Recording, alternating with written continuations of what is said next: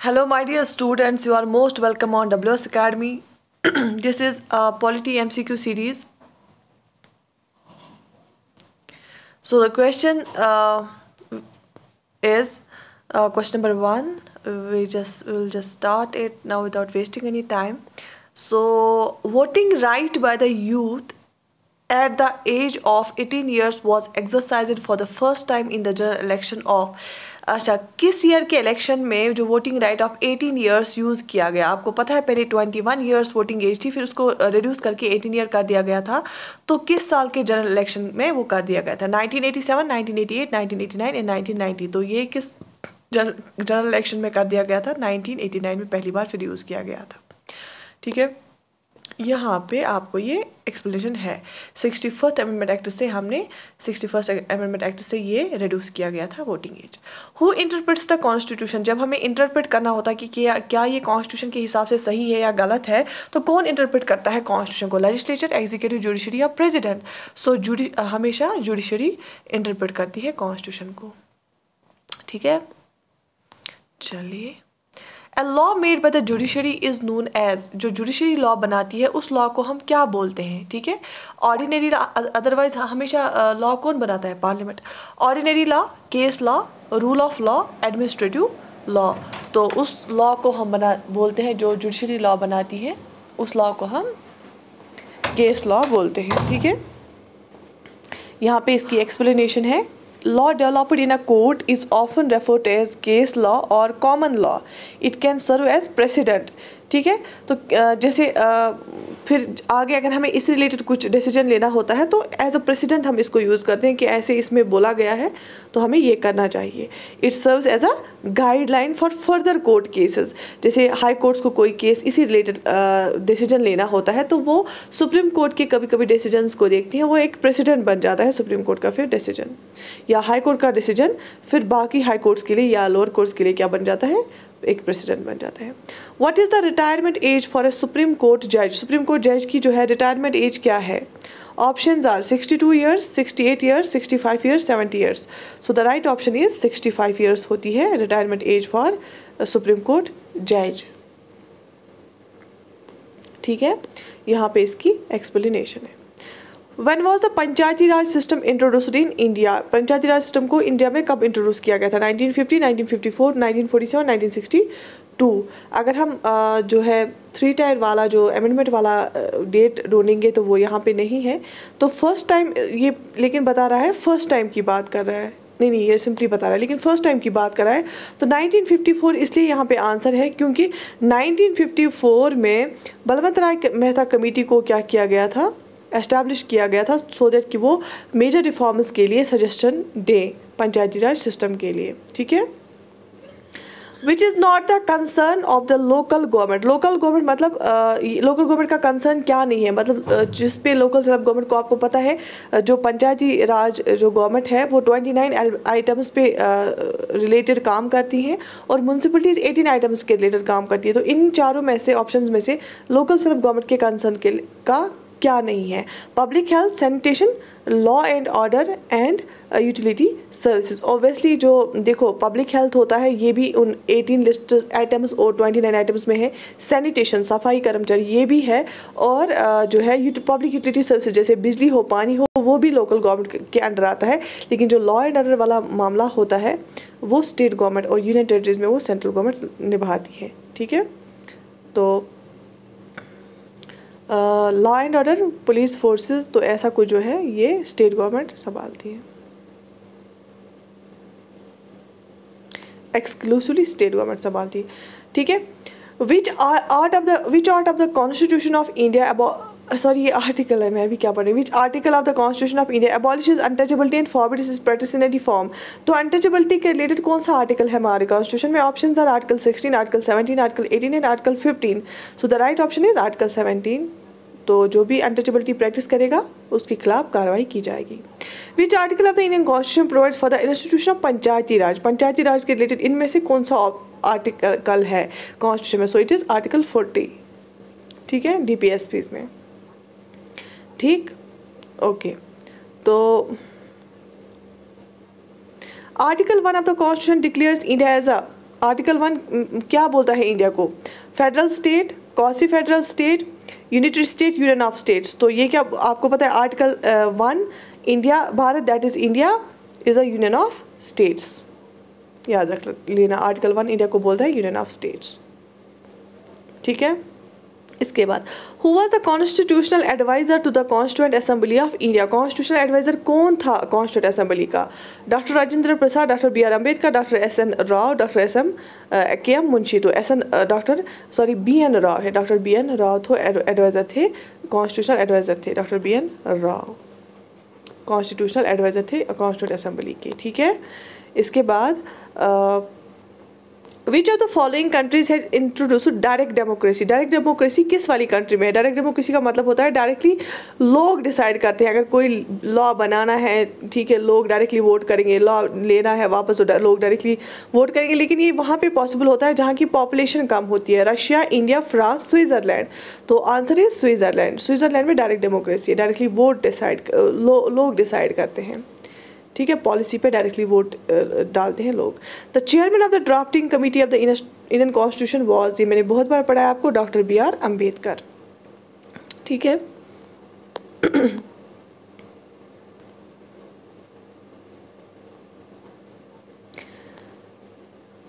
Who was the chairman of the constituent assembly of India? Constituent assembly का chairman कौन था? मैंने आपको इससे पहले भी ये पढ़ाया था, डॉक्टर राजेंद्र प्रसाद। ठीक है, उसके बाद वो प्रेसिडेंट बने। The government of India act 1935 was based on, government of India act 1935 जो था वो किसके बेसिस पे था? Simon commission, Lord Curzon commission, Dimitrov thesis, Lord Clive's report. ठीक है, तो it was based on Simon commission, क्योंकि साइमन कमीशन ने ही जो बोला था, उसके बाद 3 राउंड टेबल कॉन्फ्रेंसेस हो गई, तो उसी के बेसिस पे जो है जो गवर्नमेंट ऑफ इंडिया एक्ट 1935 वाला आ गया। क्योंकि साइमन कमीशन ने क्या बोला था? फुली रेस्पॉन्सिबल गवर्नमेंट के लिए बोला था। किन के लिए? प्रोविंसेस के लिए। फिर प्रोविंसेस में क्या हो गया था? फिर इसने क्या किया था? एबॉलिश की थी डायरार्की प्रोविंसेस में। Who described the government of India act 1935 as a new charter of bondage? किसने बोला? Mahatma Gandhi, Rajendra Prasad, Jawaharlal Nehru, B R Ambedkar. तो पंडित जवाहरलाल नेहरू ने बोला इसको new form of bondage, new chapter of bondage. किसको? गवर्नमेंट ऑफ इंडिया एक्ट 1935 को। Who has the right to seek advisory opinion of the supreme court of India on any question of law? Supreme court of India पे कौन advisory opinion मांग सकता है? Options are prime minister, president, any of the high courts, all of the above. तो president can ask the advisory opinion. ठीक है।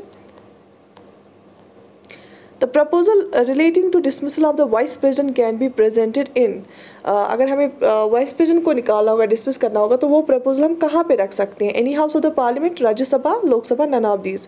सो आपको पता है जो वाइस प्रेसिडेंट होता है वो चेयरमैन होता है राज्यसभा का, तो राज्यसभा में ही उसका रिमूवल का जो रेजोल्यूशन है रखना पड़ेगा और उनको 14 डेज एडवांस नोटिस देनी पड़ेगी।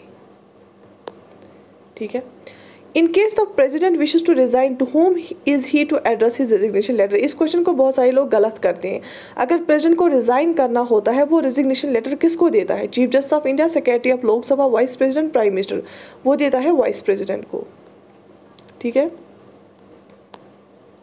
Who among the following Indian prime ministers resigned before facing a vote of no confidence motion in Lok Sabha? अच्छा, लोकसभा में नो कॉन्फिडेंस मोशन को फेस करने से पहले ही किसने रिजाइन किया? किस वाले प्राइम मिनिस्टर ने? चंद्रशेखर, मोरारजी देसाई, चरण सिंह, वीपी सिंह। सो ये किसने किया था? चौधरी चरण सिंह ने। Right. Okay, let's move to the another question. In which part of the Indian Constitution legislative relation between the center and the state is given? Legislative relationship के लिए में किस पार्ट में बात की गई है? So it is part 11. तो it is mentioned there about the relations between the union and states. ठीक है। तो यहाँ पे बताया गया है कि दैट पार्ट 13 जो है वो it is about trade and commerce with in the territory of India, और पार्ट 12 जो है it's about finance, property, contracts and suits. ठीक है, याद रख लो साथ साथ ही। The Indian constitution is divided into, Indian constitution जो है वो कितने हिस्सों में डिवाइड करके है? 16 chapters, 22 chapters, 24 chapters, 25 chapters. So it is divided into 25 chapters. So 25 parts are there. Which article provides that any law passed in violation of fundamental rights is void to the extent of such violation? ठीक है, कौन सा article हमें बताता है कि अगर fundamental rights के खिलाफ कोई लॉ वायलेशन होगी तो वो जो लॉ है वो वाइड है. सो इट इज़ आर्टिकल 13 जो जुडिशल रिव्यू का कंसेप्ट भी हमें बताता है कि सुप्रीम कोर्ट और हाई कोर्ट क्या करते हैं, वो देखते हैं जो भी लॉ बनाते हैं लेजिस्लेचर या स्टेट लेजिस्लेचर या पार्लियामेंट, तो अगर वो हमारे कॉन्स्टिट्यूशन के अगर वो हमारे जो है फंडामेंटल राइट्स को वॉलेट करते हैं तो वो नल एंड वाइड करार दिए जाते हैं. Which article of the Indian Constitution empowers Parliament to legislate on a subject of state list? अच्छा, स्टेट लिस्ट पे अगर पार्लियामेंट लॉ बनाएगा तो कौन सा ऐसा आर्टिकल इसको एम्पावर करता है? Article 115, 116, 226 and 249. So it is article 249 which empowers parliament to make law on state list. Which of the following articles of Indian Constitution empowers the President to appoint Comptroller and Auditor General of India? कौन सा article क्या के साथ deal करता है, क्या की appointment के साथ? आर्टिकल 147 तो नहीं होगा, article 148, 149, 151. So it is article 148. Article 148 बताता है हमें appointment of CAG.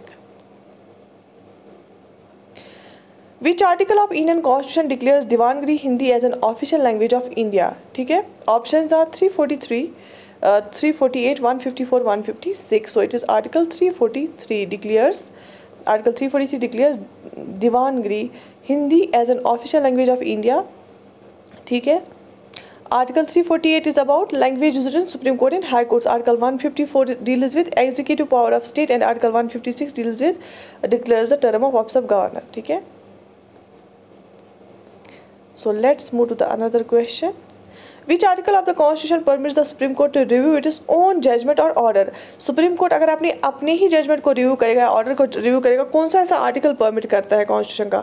Article 137, 130, 139 and 138. So it is article 137 जो सुप्रीम कोर्ट को अलाउ करता है कि आप अपने ही जजमेंट या अपने ही ऑर्डर को रिव्यू कर सकते हो, और सुप्रीम कोर्ट ने अगर कोई एक डायरेक्शन में वो वर्डिक्ट दिया होगा वो चेंज कर सकता है, वो दूसरा व्यू दे सकता है दूसरे केस में. तो ऐसा नहीं है कि अगर आपने एक बात बोल दी तो बस उसी पे आपको अटके रहना है. आपने देखा होगा कि कैसे बिरुबरी यूनियन केस, शंकरी प्रसाद केस, फिर केशवानंद भारती केस में different opinions the supreme court of India ने. ठीक है, सो इट इज़ आर्टिकल 137. ठीक है, तो आई थिंक इतना सफिशिएंट है आज के लिए. कल हम और क्वेश्चंस करेंगे. Till then have a nice time. अल्लाह हाफिज़.